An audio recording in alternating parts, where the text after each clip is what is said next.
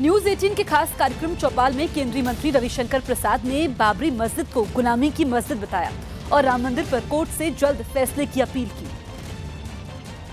बाबरी मस्जिद गुलामी की मस्जिद थी, हिंदुओं की आस्था को नीचा दिखाने का वो कार्यक्रम था। और जिस समय मुझे याद है कि जब मैं जीत के आया था दिल्ली में, तो बीबीसी का लंदन से मेरा इंटरव्यू कर रहे थे, तो मैंने उनसे बात कही थी कि अगर आज अजमेर शरीफ या जम्मा मस्जिद पर कोई तिरछी निगाह से देखेगा तो मैं खड़ा होकर उसको बचाऊंगा, क्योंकि उनकी आस्था की बात है।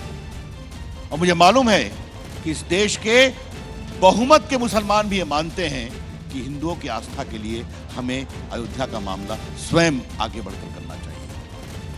साथ ही 3 तलाक बिल को लेकर रविशंकर प्रसाद ने कांग्रेस पर हमला बोला और वोट बैंक के बहाने 3 तलाक बिल की राह में रोड़ा अटकाने का आरोप लगाया। 3 तलाक मैंने क्यों बोला, ये बहस मैं चाहता हूं करना कि सुप्रीम कोर्ट के फैसले के बाद, कानून लोकसभा पारित होने के बाद 3 तलाक धड़ल्ले से चल रहा है। रोटी काली रह गई तो 3 तलाक, विदेश से डाल दिया 3 तलाक, हैदराबाद की महिलाएं, यूपी, बिहार, आज तक चल रहा है। क्या हम लोग नारी सम्मान के लिए, नारी गरिमा के लिए एक नहीं हो सकते? और मुझे इस बात की आशंका है कि कांग्रेस पार्टी अड़ंगे डालेगी, क्योंकि वहां वोट बैंक सामने आ जाता है। पाकिस्तान में नीलम नदी का पानी पंजाब प्रांत की तरफ मोड़ने के बाद इमरान सरकार लोगों के निशाने पर आ गई।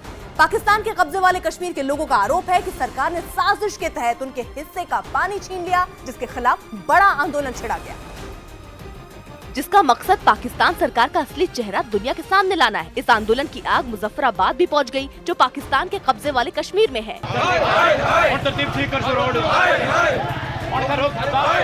वहाँ बड़ी संख्या में लोग सड़कों पर उतरे, उन्होंने नारेबाजी भी की। इसके बाद उनमें कुछ लोगों ने काले झंडे भी दिखाए। वहीं भीड़ ने अपने हाथों को हवा में लहराकर इमरान सरकार के खिलाफ नाराजगी जताई। लोगों में पाकिस्तान सरकार के खिलाफ गुस्सा इसलिए है क्योंकि उसने नीलम नदी का पानी पंजाब प्रांत की तरफ मोड़ दिया है और पाकिस्तान के कब्जे वाले कश्मीर में ये नदी लगभग सूख चुकी है, जिससे लोग बड़ी मुश्किल में हैं। जानकारी है कि इमरान सरकार ने नीलम नदी का पानी पंजाब प्रांत की तरफ इसलिए मोड़ा है क्योंकि वहां एक बड़े प्रोजेक्ट पर काम हो रहा है, जिसका नाम नीलम झेलम हाइड्रो पावर प्रोजेक्ट है। पाकिस्तान में बिजली उत्पादन को बढ़ाते हुए इस प्रोजेक्ट को पूरा किया जा रहा है, लेकिन पाकिस्तान के कब्जे वाले कश्मीर के लोगों का दावा है कि ये प्रोजेक्ट राहत कम, मुश्किल ज्यादा बढ़ाएगा, क्योंकि पानी के बहाव को बदलने से प्रदूषण और बीमारियां बढ़ेंगी। यही नहीं, इस प्रोजेक्ट को पूरा करने के लिए इमरान सरकार ने मुजफ्फराबाद को सूखे जैसे हालात की तरफ ढकेल दिया, क्योंकि नीलम नदी मुजफ्फराबाद की लाइफलाइन मानी जाती है। लेकिन अब वहां नदी लगभग सूख चुकी है और लोगों को बूंद बूंद पानी के लिए पाकिस्तान सरकार से लड़ना पड़ता है। जम्मू कश्मीर में राष्ट्रपति शासन लग गया। जम्मू कश्मीर में 6 महीने तक राज्यपाल शासन लगे होने के बाद आज से राष्ट्रपति शासन लग गया। यूपी के प्रयागराज नगर निगम की एक पार्षद ने महानायक अमिताभ बच्चन को 15 जनवरी से शुरू होने जा रहे कुंभ मेले का न्योता भेजा है। मुंबई के कामगार अस्पताल में आग लगने की घटना के अगले ही दिन बिजली के मीटर में आग लग गई। हालांकि इस आग पर जल्द ही काबू पा लिया गया। पटना में पुलिस ने हत्या, लूट और डकैती के कई मामलों में आरोपी रंजीत यादव गिरोह के 5 बदमाशों को 3 तमंचों के साथ गिरफ्तार करने का दावा किया। झारखंड के धनबाद में प्रसिद्ध काली मंदिर में एक चोर ने मां काली के लाखों रुपए कीमत के करीब 5 किलो गहने चुरा लिए, जिसकी तस्वीरें सीसीटीवी में रिकॉर्ड हो गई।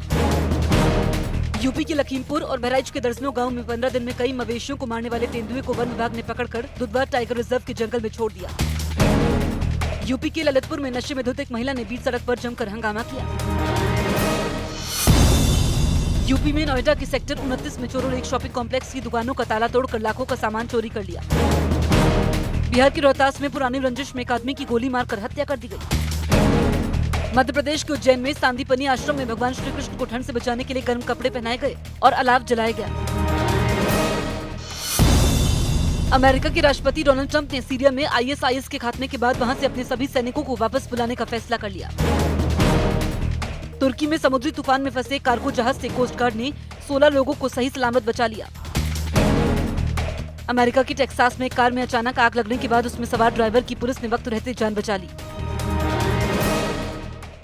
2014 के लोकसभा चुनाव के दौरान हर खाते में 15 लाख रुपए आने के मुद्दे पर केंद्रीय मंत्री रामदास आठवले ने अजीबोगरीब बयान दिया। उन्होंने RBI से फंड मिलने पर हर आदमी के खाते में धीरे धीरे रुपए आने का दावा किया, जिस पर बवाल मच गया।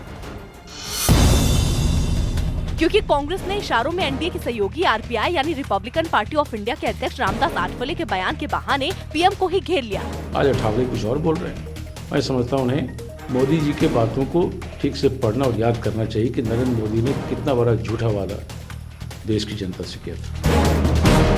तो वहीं आरजेडी ने भी रामदास आठवले की समझदारी पर ही सवाल खड़े कर दिए। मैं तो सिर्फ इस बयान पर ही मेरी समझ में नहीं आता है कि ये व्यक्ति यूनियन कैबिनेट में कैसे हैं। क्योंकि महाराष्ट्र के सांगली में एक कार्यक्रम के दौरान रामदास आठवले ने बीजेपी से जुड़े इस पुराने चुनावी वादे को लेकर बड़ा दावा कर दिया। एकदम 15 लाख होणार नाहीत, पण हळूहळू होतील ते. म्हणजे आता एवढे पैसे सरकारकडे नाहीये. रिझर्व्ह बँकेला पैसे मागितलेले आहेत, पण ते देत नाहीये. त्यामुळे ठीक आहे, तर पैसे आले तर म्हणजे आश्वासन दिलं होतं, पण याच्यामध्ये अजून काही टेक्निकल अडचणी आहेत।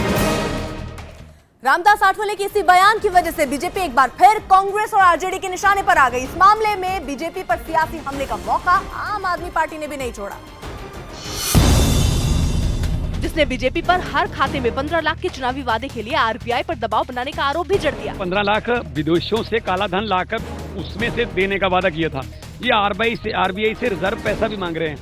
शायद वो 3 लाख करोड़ जो पड़ा है रिजर्व इमरजेंसी का, उसको लूट कर शायद पब्लिक को दे दें। तो 2019 में बीजेपी से अलग हटकर लोकसभा चुनाव लड़ने की तैयारियों में जुटी शिवसेना ने भी उस पर तंज कसा। बात हुई थी स्विस बैंकों में जो काला धन छिपाया है वो आने की बात हुई थी। आरबीआई से पैसे आने वाले थे, ये हम नया सुन रहे हैं। न्यूज 18 के खास कार्यक्रम चौपाल में कांग्रेस नेता हरीश रावत ने राहुल गांधी के धर्म और गोत्र को लेकर हो रही राजनीति पर बीजेपी को घेरा।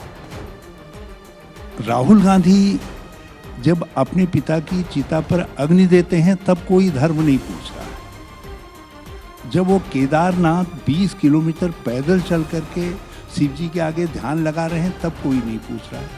जब राहुल गांधी पॉलिटिकल चुनौती के रूप में आगे आ रहे हैं तो फिर लोगों ने बड़े सवाल खड़े करने शुरू कर दिए। राहुल गांधी जी ने वहाँ वो वस्त्र धारण कर दिया और जनेऊ धारण कर दिया, तो भैया आपको क्या परेशानी है? देखिए आपको क्यों दिक्कत? नहीं आप पोलैंड में टंकियों की तरह दिखने वाले गोदाम को विस्फोटक से धमाका करके गिरा दिया गया। गोदाम के लिए उन टंकियों को 60 के दशक में बनाया गया था, लेकिन उनकी जगह पर अपार्टमेंट बनाने के लिए उन्हें गिरा दिया गया। लेकिन उन्हें इस तरह से गिराया गया कि चारों टंकियां बारी बारी से एक लय में जमीन पर गिर पड़ी और इससे किसी को नुकसान भी नहीं हुआ। पोलैंड के वॉस्लाव शहर की पहचान मानी जाने वाली इन टंकियों को गिराने की घटना को देखने के लिए शहर के बहुत से लोग एक पुल पर जमा हुए थे। Wrażenia są niesamowite. No samo to, że zmieni się krajobraz, tak? Były silosy, nie ma silosów, no i że to jest chwila, tak? One tutaj tyle stały. लोगों के सामने ही पहले धमाके से सबसे पहले छोटी टंकी को गिराया गया और उसके बाद एक एक करके चारों टंकियां गिरा दी गई।